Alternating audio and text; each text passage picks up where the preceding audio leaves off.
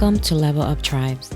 Level Up Tribes provides resources to help you attain the necessary resources to level up your mind, body, and soul and realize your full potential. It is about exploring, learning, providing you with the tools from the experts for you to create a better version of yourself.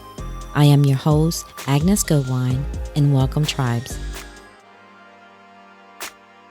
Hi, Tyler. How are you? I'm pretty good. Pretty good. Just keeping things rolling, I'll Yeah, say. Yeah. busy. Yeah, but it's fun. Just a lot of recording content, editing content, thinking of new ideas, all stuff like that. Welcome to Level Up Tribe podcast. I'm excited to have you and to see you. Last time we met actually was on your podcast, the Balance with Us podcast. And I was actually curious, is Balance with Us part of your platform or are you partnering with a tool? With Balance, I'm contracted to make content for them, so I'm just a consultant. Yeah, we met and we were talking about marketing items, and I just mentioned I do consult on the side, and I just laid out what I could do for them. And so the podcast is one of those things. The podcast, and then we also make like tutorials for Balance. Okay. Well, you do an amazing job. Thank Oh, you. thank you. Thank you. Yeah, so today I have Tyler Valencia. For only being in the fitness industry a little over 10 years, Tyler has already had stops at the National Exercise and Sports Trainers Association, National Council for Certified Personal Trainers, NCCPP, and Smart Fitness. In 2016, he started his Kinesiology Institute for Performance Specialists, KIPS, and in 2020 relaunched Time to Train Fitness, an online exercise platform which specializes in live and on-demand workouts for those wanting to work out at home. Tyler holds both a bachelor's and master's degree in kinesiology and will be completing his PhD in health and human performance later this year. Super excited when I have guests that are here in Arizona. Yes, especially with a guest in Arizona that knows the pain of daylight savings, since that's coming up. Yes, exactly. So tell us more about you, your background. I always have to think about how many years I've been in the fitness industry, and I usually say it's between 12 and 15. And I've been very fortunate that I've had some good stops along the way. And I started out as a personal trainer, and very fortunate that it was at a higher end gym, because I feel like it set me up for success. Just learning how a higher end gym works, the clientele, how to communicate with people. And so that was one of my first stops while I was in college. So I did personal training, taught group exercise when I was in college, because I thought it was a great way to be flexible, get experience, because as anybody knows that works in the industry, that you can schedule things around when you're free. And of course you have to get there first, but it was very convenient that I could go to school, train clients, teach classes, and just grow on both those aspects. So once I finished college in Long Beach, California, that was when I started working for Nesta. And that was actually an internship that I had in my undergrad. And when I was working there, got a lot of great experience. And I worked there for 4 years. And that's kind of what helped me learn how to do things outside of kinesiology, exercise science. That's where I really got a foundation of how to make manuals, edit, make websites, and kind of started me on that path. And so I definitely give them a lot of credit for helping me out in that aspect, getting experience. And while I worked there, that was when I started my first entrepreneurial venture with Time to Train Fitness. And back then it was just an outdoor boot camp. And it's kind of cool that I brought it back later on, but with a friend that I was in college with, we started Time to Train Fitness boot camp, and it was great to experience learning how to run a business, learning how to do so many things that really paid off later on when I started to go down the entrepreneurial venture even more. And so with Time to Train Fitness, when it was just starting, I ran that for about 4 years. We had an internship program. We won Best Boot Camp 3 times in a row. And Long Beach, California, won Best Personal Trainer. All these kinds of things that really just kind of showed me, okay, here's the essentials of running a business. And then once 2016 rolled around, that was when I got approached to go be an executive at NCCPT. which is the National Council for Certified Personal Trainers. And so it was a big leap for me. I was still in my late 20s when it happened. And so it was a big opportunity to be a vice president, to manage a team, and to get that type of experience at one of the top 10 educational companies for personal trainers. So I took that, stopped Time to Train Fitness, and after about, we'll say 6 months, I started to talk with my she was my fiance at the time, but talk with my fiance, and she's my wife now, but talk with her about how, oh man, I've always wanted to start my own company, and she, said, this is the time. This is the time to take that chance, because we don't have any kids. We don't have any type of thing that could hold you back. Do it. So I left that great paying job and I started up Kips. And since then, we've been making online education. We've done live trainings as well. And then when 2020 rolled around, that was when I started getting questions, so it's pandemic is in full effect and people are trying to go online with their workouts. And I start to get these questions from friends that know that I'm good with technology, with cameras, microphones, lights, all that kind of stuff. And they asked me, like, hey, Tyler, what do you think about this? Like, how do you get your audio on the same line? What do you think about this product? And after a few months, it's just kind of sitting in my head. I'm like thinking, man, I could probably do this if I wanted to. And it was after probably 3 months of sitting on it, a little bit of planning here and there, I just started putting together the pieces. I made a new website, and then I started approaching instructors. And in September of 2020, that was when I relaunched Time to Train Fitness as an online workout gym, we'll call it, with 6 different formats. And the piece that I'll share with that really is so fascinating to me is that when we relaunched in September, it's so different than what we do now. It's probably 180 degrees different. And that's part of business, though. With being an entrepreneur, being a business owner, is that where you start and where you are now is probably miles apart. And we started with 27 live streaming classes, and now we don't stream any classes. And we really just focused on quality with 4K footage and teaching them how to use interfaces, microphones, lights, all that kind of stuff. And so I have Time to Train Fitness and I have Kips, which are my 2 companies that keep me busy. I know you are a busy guy, but that says a lot about you, because when I was reading about, your story and your background, you level up every single time you went with an organization. Like, you were with Nesta, you learned and you leveled up. Then you went to NCCPT. You got what you needed from there, and then you leveled up. So you continue to grow.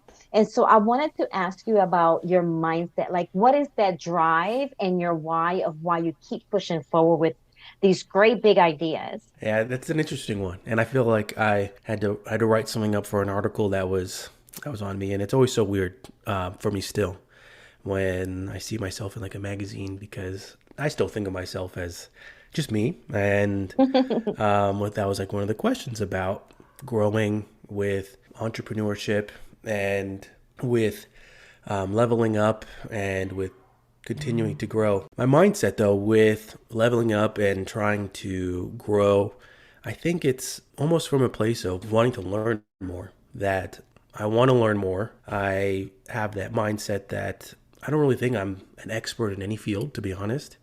Once I've get to a certain area, I want to learn more about it. And I think it's a piece of just constant improvement. And I kind of take that across the board. And I think a piece that I was actually talking with my wife with about a couple of days ago was, I feel like when I was young, I kind of learned, and it's kind of fitness related, was I ran track and field in high school. And it was my last year that I got a performance coach. And I saw how working hard and dedicating yourself, it pays off. I won, I think, most improved that year with my track team. And I saw how well I could do. And that kind of pushed me into college, where I'll admit it right now, and I've said this in other podcasts, that in high school, I didn't really try that hard. I wasn't that motivated, but then it kind of flipped. Once I went to college, I wanted to learn more. I wanted to improve myself. And taking that same mindset, work hard, keep learning, and keep pushing yourself, you kind of never know where you're going to end up. And I think a movie quote that I can share that kind of had an impact on me. I really like movies. I do also Yeah, me do too. I do a movie podcast as well. And there's this movie, it's called Gattaca. And it's a futuristic world where individuals, their genes are manipulated, and there's a person that's born that we'll call it the normal way. And he is asked by his brother that was supposed to be this superhuman, all these great features, and they when they're younger, they would always swim out into the water. Who can swim the furthest? Mm-hmm. And later on in the movie, they're adults and they're swimming, and his brother has this issue. I think I don't know.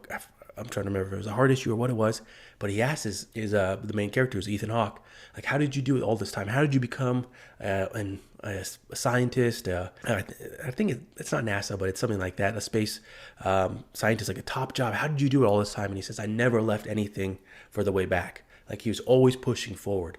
So that really resonated with me with how I approach things, with just put everything into it, keep pushing yourself and see where you can get with certain things. And I think that has also built confidence in a lot of those areas.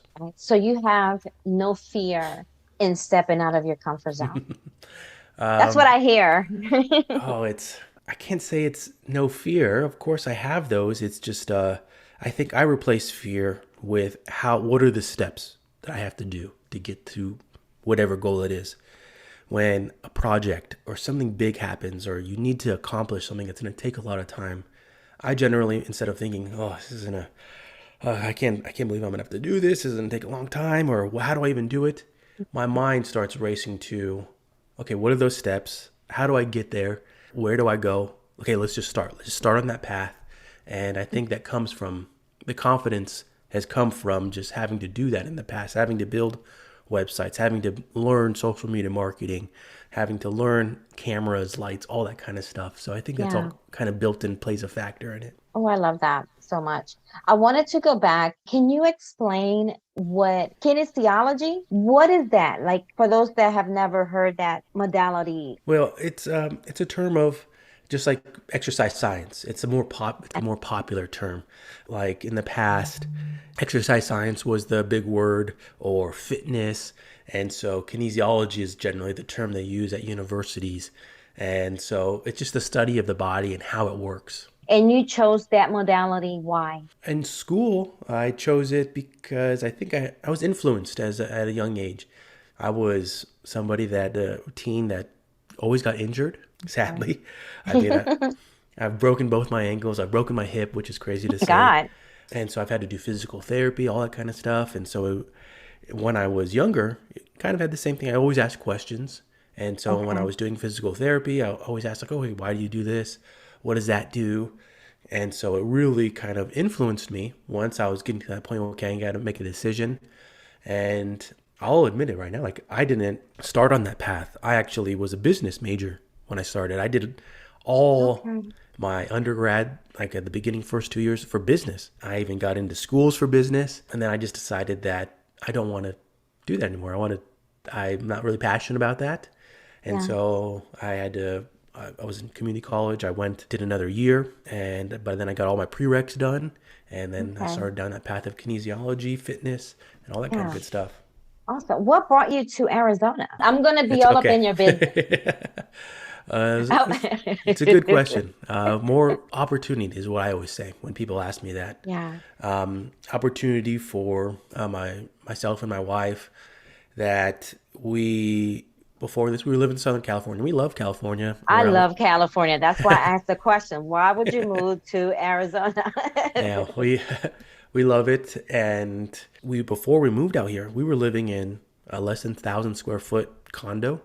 And really it was just okay, if we move, we're not saying we can ever come back, but it's an opportunity to invest in property, grow that, and then open ourselves up down the road. Let's say 10, 15 years. Yeah. Let's see where we are at. And that's not to say we won't ever go back. It just opens things up for a family and for life and all that kind of stuff. Okay. I wanted to go back to KIP because you have different modalities. You're involved with a lot of things, but they all kind of can interconnect with each other. For KIPS, you have a lot of programs and courses there. Can you kind of talk about that? a little Yeah, bit? with Kips. So we do online courses. That's what you'll find on there. We don't have any live at the moment. And when I first started with Kips, the first year I was doing a lot of the same stuff I did before. And after a bit, I realized that I need to do something different because I don't have the marketing budget of the big companies like ACE, NASM, NSCA, all the big ones. They have thousands to millions of dollars to market at Fit Pros. And so I realized that I got to try something new, got to try something different. And we started to make courses that were out of the box, different modalities that people haven't seen. So we got our health club and wand course. We got stuff with kettlebells, different things that are not as I don't want to say as popular because they are popular things. They're Yeah. just not as known. And so we started to make those courses that hopefully get our name out there, grow us in that aspect. And with this year, we actually have some exciting things I can't really talk about yet, but it's stuff that continues down that path of helping instructors, making great online content that hopefully help Fit Pros set themselves up. That's always kind of been what we want to do is the why and the tools to succeed as a Fit Pro and Mhm. giving them those tools. Yes. And so for those that are listening, they want to, they're still learning, trying to figure out where they want to go in life. And someone might want to be a personal trainer. They can take your program that you provide online because they are accredited. That's one of the things that I don't want to say I'm known for, but I'm well versed in is accreditation. And Okay. so like I in my past life, I don't want to call it that, but like, when I used to work for other companies, so accreditation is one of those terms that I'll say gets thrown around a lot. And with accreditation, I've done 3 different applications for 2 different companies, and really the industry that we work in, health and fitness, personal training, is really the only certification that gets applied for accreditation. And so mine is not accredited, but I will say that that's actually up to the gym. So like there's gyms that accept my certification, and then this is one of those highly debated topics with it Hmm. because someone like myself that has done accreditation applications, that has gone through that whole process. And it's kind of a touchy subject because I know that some Fit Pros will disagree with me. And I'll say from my experience with doing these applications, the part that, and the big question that is, and this can be a whole nother podcast episode, but that's very debated, is that the one that's considered the gold standard for our industry, that they don't even look at your education. They don't look at the education. They don't look at your manual. They don't look at who wrote your course, anything like that. They just look at your What? exam. Oh, Yeah, it's wow. crazy. So it's one of those things, and I get the rationale for why they look at your exam, but there's Hmm. so many questions that can be asked about that. And so the reason why my course is not accredited is, one, it's a very expensive process. It costs thousands of dollars. It's months of different things. But really, gyms, it's up to the gym to decide if they want to accept it. And so it's very highly debated, very controversial. But I do hope that more Fit Pros, health and Fit Pros learn more about that, because I do feel like managers and fitness managers, general managers, owners of gyms, they'll say, "Oh, we need one that's accredited," but you ask them, like, what does that mean? Like, what is accreditation? They don't really have an Yeah. answer. They just know that that's what they're supposed to say, but not knowing the why behind it, I think, is more valuable. Well, that's where you come in, right? So that's a whole different avenue. You can take your business like to It's a a whole whole. different level. I love it. So in 2016, you developed your company. What was that like for you? Because, my platform is to interview entrepreneurs and that pivotal moment and learning the why, the how. So I'm kind of at the how. Who helped you? Who's in your team? Or did you do and created this all by yourself? And so for someone that's listening, that's in the fitness industry, and they don't really have to be in the fitness industry, but just want to start their own business, what kind of tips can you provide? Yeah. Oh, the biggest thing that I think, where I'll start with this, because it's one of those things that's always on my mind. I will say that I think it's actually harder now more than ever to be an entrepreneur. That you have to learn and know so many different things, that it's so much harder than years ago. It's harder to innovate. It's harder to grow a business because of Oh, even the platforms that are quote unquote made for entrepreneurs or to made to help them, that there's a lot of pay to play models. And Mm. so it's difficult in that aspect. But I will say to counter that and say that at this moment, there are so many resources out there available for anybody on any topic that if you really want to dedicate hours, your life to it, you could learn how to grow a business. You can learn in those aspects. It's a lot of work. It's a lot of sacrifice. And so that leads to my how when I started Kips was when I left my job in 1 month, I got Kips up and running. So I Oh, built wow. the website, I built the learning management system. I launched with 3 online courses that I had to film, edit in that time space, and then get all the other pieces up and rolling in 1 month. So it was Wow. hours and hours of work, of nonstop, 8 to 10, if not more, working on the weekends. And I'm someone that does already work on the weekends, but just nonstop work to get it going. And so YouTube is out there. It's a free resource that's where actually how I learned how to build that learning management system. So Oh, wow. it's one of those things where if you really want to, I'm sure there is something out there that'll show you how to do it. Of course, there are things that you'll have to push yourself outside of those boundaries. I think that that's one of the things that I've really learned with working as a consultant for companies over the last 5, 6 years is that sometimes we don't want to go out of our comfort zone. And I think that that's Yeah. something that I don't mind doing is going outside my comfort zone with certain items because I feel like it's part of growth. But definitely, Yes, if you want to, it's out there. The opportunity is there. It's a big uphill battle. it is. And I'm in the beginning stages of that. But thank God for this platform and the resources that I get from coaches like you and entrepreneurs like you that help me kind of along the way with Hmm. their own golden nuggets that they give us. I wanted to go back to the online fitness industry Hmm. because 2020 to me, and tell me if I'm wrong, Tyler, I feel like that just changed a lot of things in regards to like fitness. A lot of studios closed Hmm. and a lot of instructors were actually making more money online that they were Yeah. doing at the studio. Yeah. Tell me about that change, and do you think that it will continue being that way, or what's your take on that? Very popular question and very interesting because even my perspective on it has changed since 2020. When 2020 first started, in my mind, it was something that just accelerated online fitness because it already was going on. It just wasn't as talked about as much. So it accelerated a lot of that. And so with online fitness moving forward and trying to see where it's going to go, it's not going anywhere, in my opinion. I think that instructors, if they want to continue to do it, they do need to level up and grow more inside that space. But there are the resources out there. I do think, though, that the competition is going to be a lot harder. That's one of the things where I've changed my mind. Yeah, I mean, I think almost 6 months ago, I was of the mindset that, oh, don't worry, like you're not competing against the Pelotons, the Amazons, the Apple Fitness. But now I do believe you are because Yeah, you are in that market. yes, Can you definitely? Yeah. And you have to really have to push hard. And I think that the individual instructor can continue to do it. In my mind, they excel in the areas that involve community with the personal touch and with creating that connection. Now, those are things that we'll see that gyms and the online platforms, they will have a harder time because they are a corporation.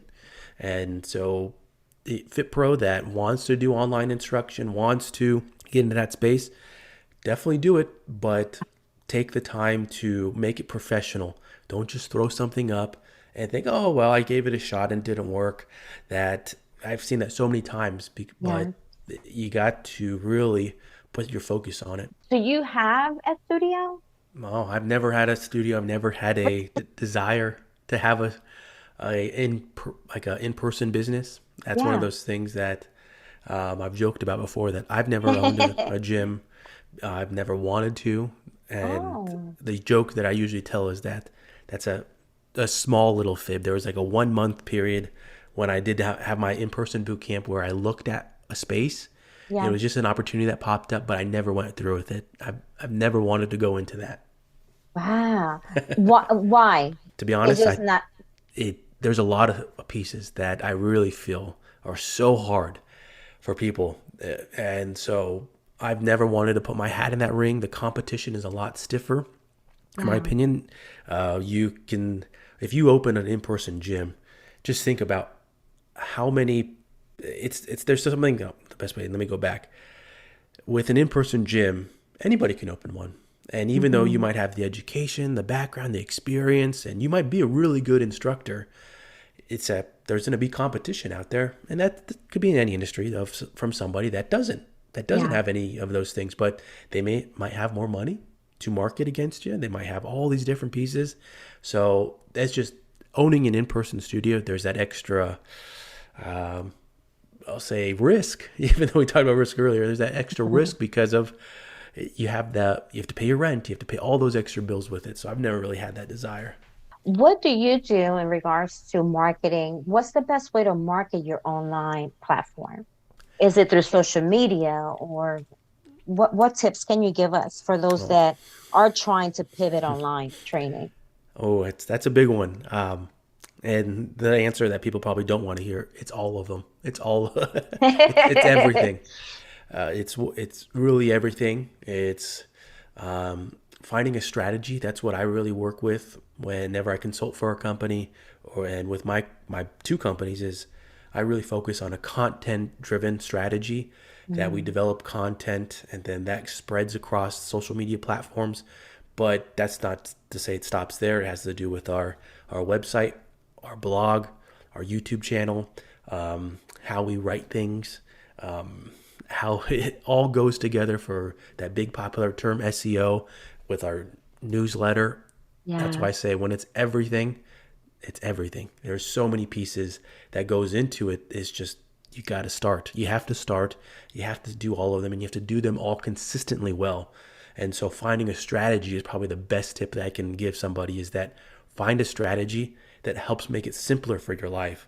So the way that I run my businesses, Kips and Time to Train Fitness, we have a strategy that we follow on a weekly basis that leads to all those things. So find your strategy that works with your schedule and that you can accomplish and that keeps you consistent and that you can level up with those as well. okay. So you're gonna get your doctorate later this year. What's next for you, like after you get your doctorate degree? What's your Uh, plan? I'll probably don't be done with education for a long time. It's I've been in school for a while, I'll Yeah. say. um, I'll probably be done with that.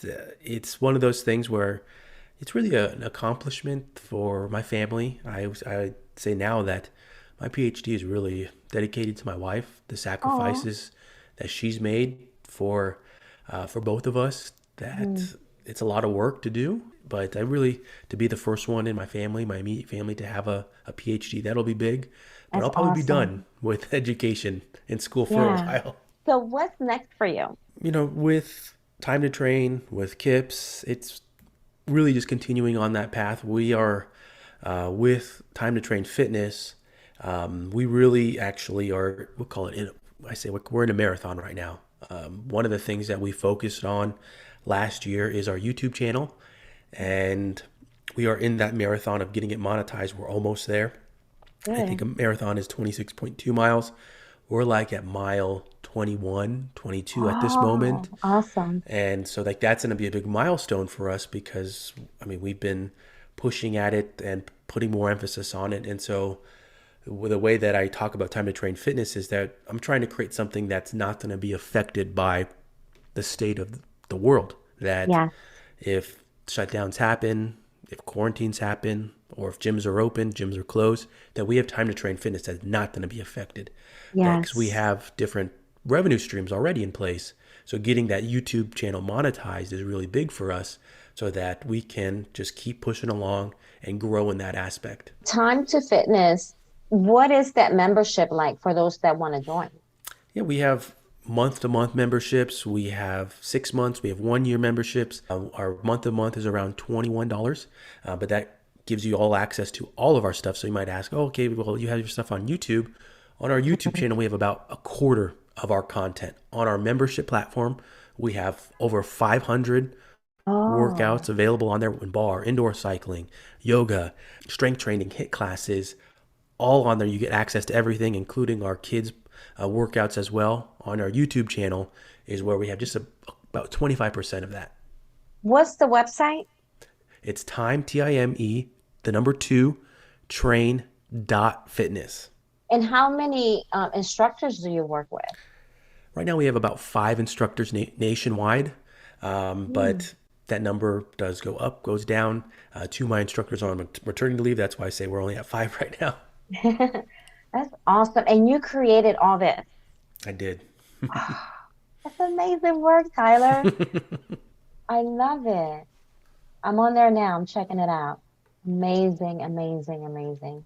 I love it. I love the colors too. I say with each business that it's an accumulation of all the things I've learned with Time to Train Fitness. It's combining everything I've learned from the past: marketing, video production, website management, SEO, blog management, newsletter stuff. It's just an accumulation of everything in one Yeah. platform. I think I asked you this before. I can't remember. You do have a team. Do you have someone that takes care of like the marketing part of it, the videos? So I have one person that works with me that is kind of my number two. He for my corporation, my my business, Yeah. that I've always had a mindset of business that I want to give people the tools to succeed. So he is somebody that I've trained to do all the things that I do. How I can build websites, how I can market, how I can film, so how Yeah. I can edit. So he is somebody that can do has a similar skill set to me. So he's my number two. Other than that, I have my instructors that film the content, but also the same concept that I give them the tools to succeed with recording their content. So they can they know how to film, they know how to light, they know how to use interfaces, mixers, all that kind of good stuff. I'm not a technical person, and I told you this before. Tyler was trying to help me out with my volume when we first got on. And so I have been watching some of your videos on YouTube Hmm. in regards to the technical side of it, because I Hmm. think sometimes that scares people away. I know it has scared me away Yeah, from really building my online platform. yeah, it's true. It's something that it takes practice. So I can't tell you how many instructors I've worked with. It I'd have to like count it out. And there's a learning curve associated with online workouts that it takes time. It takes time. It takes practice. You're essentially learning a different industry, a whole different industry that's separate from fitness. The video production, filming, cinema, all that kind of stuff, audio. It's a completely different industry that is not new. Or it's sorry, Yeah, it's been around for so long that you can't pick it up in just 1 second. It takes time. And so yeah, with my instructors, it's always I really just preach patience with learning that stuff. It takes time, but getting those basics down, finding your protocol, finding your steps, and knowing the why behind it is important because there's going to be times that something happens and I make mistakes to this day. I told someone that in the last 7 days is that I make mistakes all the time, but you're trying to decrease that number that you make a mistake yeah. because you want it to be less stressful. But it's So, definitely a learning process. yes. Well, thank you. That's what we have you. So continue to make those YouTube videos so I can watch them and learn. I'm glad you like them. Yes. Is there anything else that you would like to add or discuss that perhaps we didn't touch on today? Oh man, I know we went a lot of different areas. You wear many hats. The best, I think, piece of advice that I can give somebody, then this is something that I've focused on myself over the last year and a half, and I always talk about is that thinking about how can I better myself, because it's something that you hear a lot that people, because we will compare ourselves to other people. We'll compare ourselves to somebody you see on social media. You'll compare somebody maybe in your family or whatever that might be. But trying to think about yourself and focus inward is really, I think, the biggest key. Because once you start to think about, okay, how do I improve myself? What are those steps? Then action starts to happen because you're not bogged down by all those mental things of, oh, I'm just worried that this other person might see it, or I'm worried about that doesn't look good compared to this other person I saw on social media. Mhm. So think about how do I improve myself and don't worry about the other things work on your creativity and let all that stuff just flourish. Yes, great advice. And so please provide your websites and what's the best way for people to connect with you? Yeah. So my Instagram is Tyler, Tyler underscore Kips Online. It's KIPSONLINE. So it's Tyler underscore Kips Online. That's my Instagram right there. From there, there's a link in my bio where you'll be able to go to Time to Train Fitness.